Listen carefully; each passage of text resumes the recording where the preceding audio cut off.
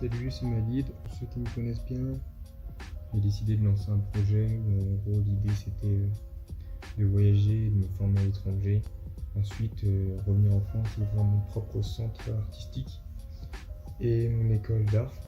Dans l'idée, avant le Covid, ça se passait très bien.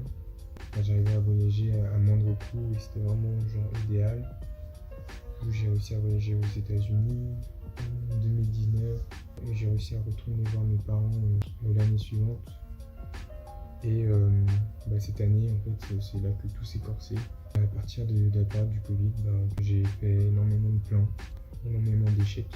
Je vais vous raconter les échecs les uns après les autres et je finirai par le tout dernier. Pour commencer, j'avais décidé d'aller au Japon à la base. Et avec des limitations liées au Covid, du coup l'interdiction de rentrer sur le territoire. Donc le Japon, en fait, j'avais envie d'aller m'entraîner à Kobe. Il y a parmi les meilleures personnes qui font du trekking là-bas. Donc trekking, c'est des arts martiaux, juste des acrobaties gymniques. Donc je voulais vraiment aller m'entraîner là-bas puisque je voulais profiter en fait du fait que il y a énormément de monde qui ont un niveau mondial. Je voulais montrer dans la même salle que ces personnes et vraiment voir mon niveau se booster par le fait de regarder les autres être beaucoup plus fort. Pour moi, dans l'idée, c'est si tu regardes des gens beaucoup plus forts, tu vas moins te mettre de barrières sur genre ce qui est normal et ce qui est difficile. Genre ce qui va te paraître difficile avant va te paraître beaucoup plus facile en ayant des gens autour de toi qui sont très très forts. L'idée c'était d'abord Kobe, ça n'a pas pu se faire. Donc ensuite j'ai essayé de me retourner et de voir ce qui était possible. Donc il y avait un temple où on pouvait faire du kung fu. Il y avait 50 heures d'entraînement par semaine, je crois. C'était en Chine. J'ai vu que les frontières n'étaient pas totalement fermées à ce moment-là, vu que le Covid ça commençait à un peu plus disparaître de Chine. Enfin, il commençait à s'en remettre. Donc j'ai commencé à creuser la piste. Ça devait être aux alentours de septembre-octobre de l'année dernière, de 2020.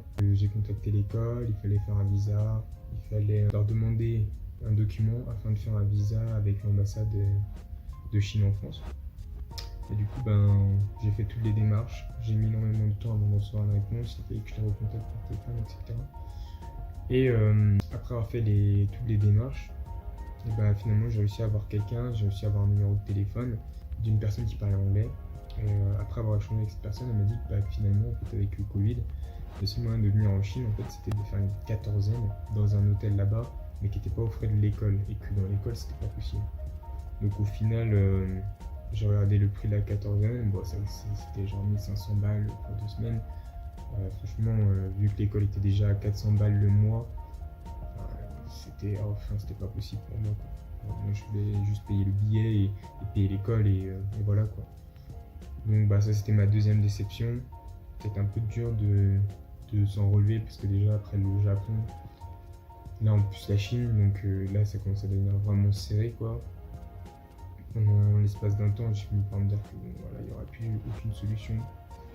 Les mois ont passé, j'ai essayé de trouver d'autres occupations, donc j'ai fait du dessin, je me suis remis un peu plus à la danse, à d'autres choses artistiques qui me plaisaient. Je ne me suis pas du tout entraîné en trekking du coup pendant ces mois-là, des salons fermés en France.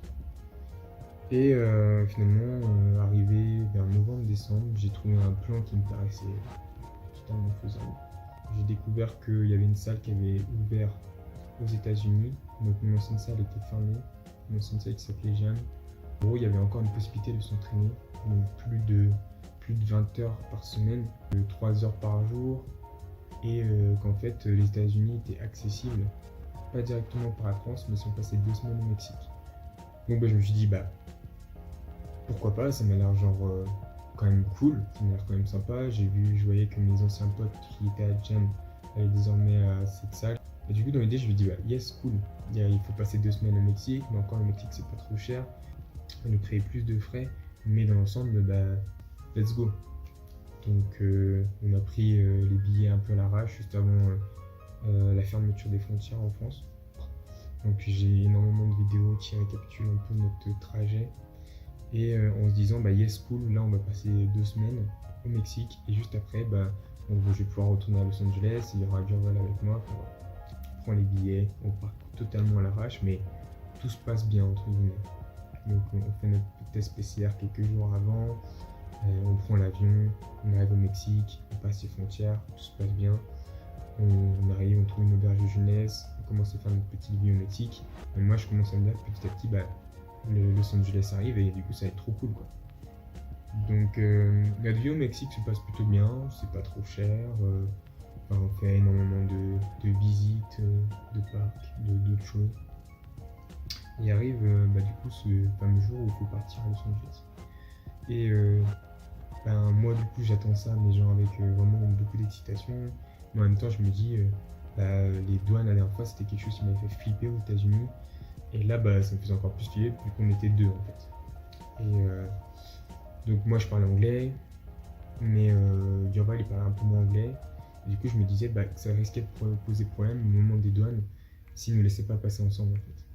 Donc on arrive le jour là, on prend l'avion, tout va bien, on arrive aux douanes et là je vois que des gens passent à deux, je me dis trop cool, on va pouvoir passer à deux, on va pouvoir s'expliquer à deux.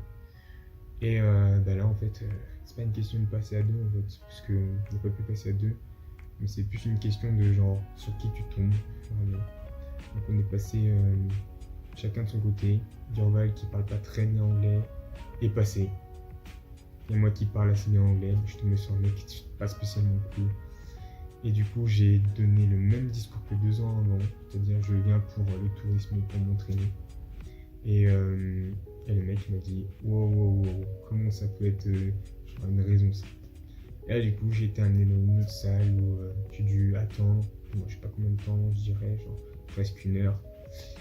Et par la suite, après, j'ai eu une entrevue avec quelqu'un qui durait genre 3 quarts d'heure, avec maximum de questions.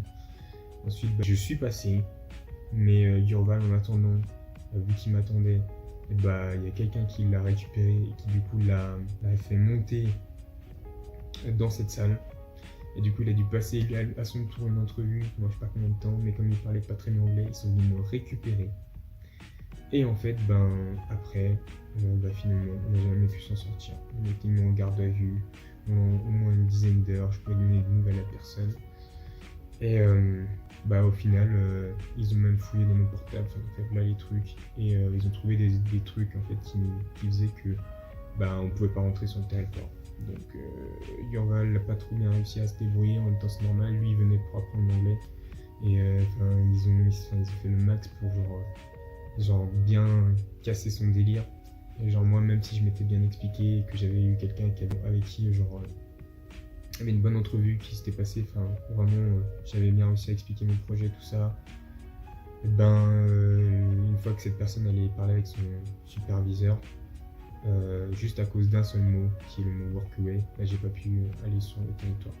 En fait, chez la personne chez qui je devais aller, il y avait un système où genre on m'aidait pour les tâches ménagères et en retour on était hébergé. Et donc moi c'était devenu comme un de mes potes, tu vois. Et le truc c'est que quand ils fouillent, genre ils fouillent même dans tes conversations et tout. Et du coup ils sont tombés sur cette conversation. J'avais beau l'avoir supprimé, j'avais bien supprimé, ils ont réussi à retrouver là où c'était écrit workaway. Et du coup genre à partir de là c'était mort. Donc ce même jour-là, on se fait retourner au Mexique du coup, genre dans un avion. Et du coup on est de retour au Mexique et moi j'ai un peu perdu la niaque quoi, parce que du coup après autant d'échecs, ça paraissait être le truc qui allait être cool. On me disait que j'allais pouvoir avoir des opportunités artistiques, je voulais me rapprocher de plein d'artistes et vraiment faire un maximum de contacts pour pouvoir plus tard, une fois que si j'ai éventuellement ma green card ou que j'ai un visa vraiment qui me permet de travailler, avoir déjà des bases sur place. C'était vraiment un voyage où j'avais pas mal d'objectifs en tête, que ce soit au niveau du trekking ou que ce soit au niveau de la mise en contact avec des gens. Et là, je vous avoue que là, du coup, on est de retour au Mexique et je suis un peu désespéré.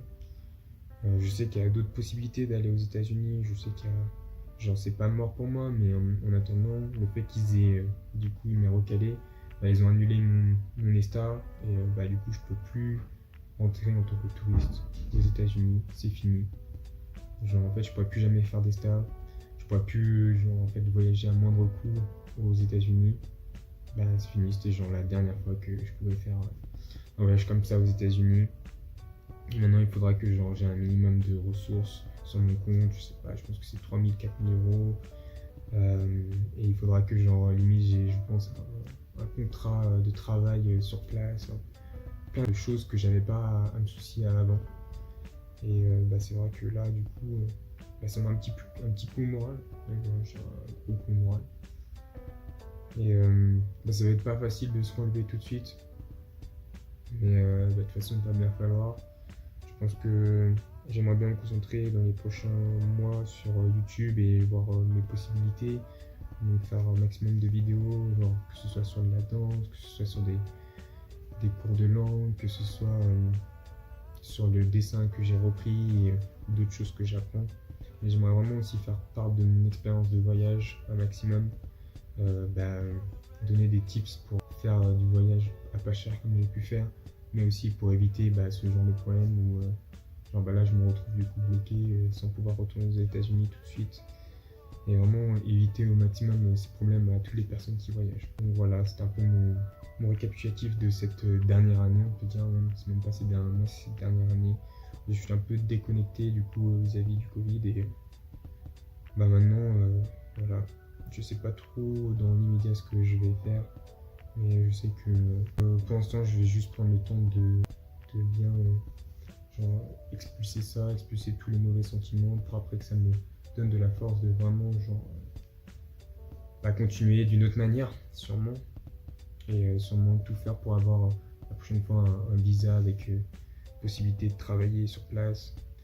Donc le seul truc qui m'intéresse là dans les prochains mois, je pense que c'est de faire YouTube à fond. Certes c'est pas facile de faire quelque chose avec YouTube, mais bon, là on va faire le max. Voilà. J'espère que tout va bien pour tout le monde en tout cas, ou que vous faites le maximum malgré le Covid. J'espère que vos projets ne sont pas vraiment interrompus dans cette période.